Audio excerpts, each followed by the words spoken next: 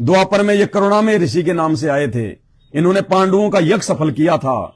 महाभारत के युद्ध के बाद में युधिष्ठिर को बुरे बुरे जो है उस सपने आने लग गए। औरतें रो रही हैं, चिल्ला रही हैं कि हे दुष्ट राजा, तुझे क्या मिल गया? हमारे पतियों को मरवा के तू तो राज कर रहा है और हम किस हाल में जी रहे हैं। अपने भाई बंटवारे के लिए, जमीन बंटवारे के लिए तुमने जो है करोड़ों लोग मरवा दिए। धिक्कार है तुम्हारे ऊपर। तुम तो हमारे पतियों को मरवा के शांति से सो रहे हो, ऐश कर रहे हो, राज कर रहे हो, और हमारे तो परिवार बर्बाद हो गए। और कभी वो मरने वाले वो भूत की आकृति में आके उसके स्वप्न में आ रहे थे। रातों को खड़ा होता था, पसीने में पसीना हो जाता था। तो उनको किसी ने उपाय बताया कि तुम अश्वमेध यज्ञ करो, दुनिया के जितने भी लोग हैं, जितने भी प्राणी हैं, सबको बुलाओ, साधु संत महात्माओं को, सबको तुम भंडारा कराओ। उसके बाद तुम्हारे ये पाप कर्म हल्के होंगे। अब देखो ये भंडारे जो है ये क्यों करवाए जाते हैं और क्यों संत रामपाल जी अपने भक्तों को इन देवी देवताओं के भंडारे में भोजन करने से मना करते हैं। इसलिए मना करते हैं ताकि हमारे ऊपर भार ना चढ़े। क्योंकि पांडवों ने वो भंडारा, वो अश्वमेध यज्ञ इसलिए किया था कि महाभारत के युद्ध में उन्होंने जितने भी वो पाप कमाए थे, अपने भाई बंटवारे के लिए, राजपाट के लिए, जमीन जायदाद के लिए उन्होंने जो युद्ध किया था, 18 करोड़ लोग मरे थे, वो पाप, वो भार उनके सिर पे रखा गया था। क्योंकि जितने भी सैनिक थे वो कौरवों की तरफ से और पांडवों की तरफ से जो है वो लड़े थे।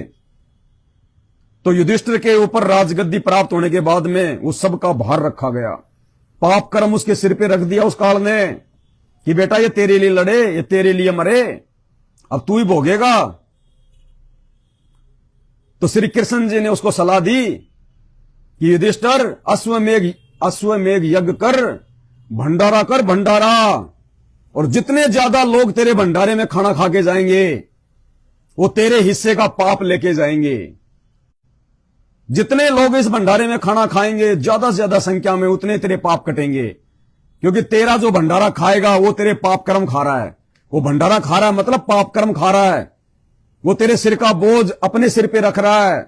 अरे ये पद यात्रा पे लोग जाते हैं, पद यात्रा पे लोग जाते हैं और रास्ते में लोग टेंट लगा लगा के उनकी सेवा करते हैं, उनकी सेवा करते हैं, उनको फल खिलाते हैं, उनको भंडारा खिलाते हैं। क्यों? फ्री में कोई नहीं खिलाता, अपने स्वार्थ के लिए खिलाते हैं। कि जो व्यक्ति जो पद यात्रा में जा रहा है उस व्यक्ति को यदि कोई खाना खिलाएगा तो उस पद यात्री के जो पुण्य हैं, जो पुण्य प्राप्ति के लिए वो जा रहा है, वो पुण्य, वो आदमी, वो खाना खिलाने वाला आदमी बैठे बैठे खा रहा है। अरे वो तो मूर्ख आदमी पैदल पैदल पैदल पैदल पुण्य प्राप्त करने के लिए किसी मंदिर में जा रहा है, और वो आदमी अपने घर के आगे रोड पे टेंट लगा के उनको खाना खिला खिला के फ्री में उनके पुण्य खा रहा है कि दे दे कमाई मेरे को, दे दे तेरी, दे दे मेरे को कमाई। तो समझदार कौन? वो खाना खिलाने वाला या वो पैदल यात्रा करने वाला? इसलिए संत रामपाल जी मना करते हैं कि किसी के भंडारे में खाना नहीं खाना चाहिए। अगर तुमने किसी के भंडारे में खाना खा लिया तो तुम्हारी जो भक्ति है, तुम्हारे जो पुण्य हैं, वो खाना खिलाने वाले के पास में चले जाएंगे। और तूने यदि उसका भंडारा खा लिया तो उस भंडारा खिलाने वाले के जो पाप कर्म हैं वो तू ले लेता है। तो भाई ऐसी आफत हम क्यों मोल लें? हमें तो पाप कर्मों का सत्यानाश करना है। जब तक हम अपने पाप कर्म नहीं उतारेंगे तब तक ये काल हमारे को छोड़ेगा ही नहीं। तो संत रामपाल जी ने हमें वो शास्त्र प्रमाणित भक्ति दे दी, वो अनमोल ज्ञान दे दिया। इस ज्ञान के तहत, इस ज्ञान को दीवार बनाकर हमने भक्ति मार्ग पे आगे बढ़ना है, तब हम सफल हो पाएंगे।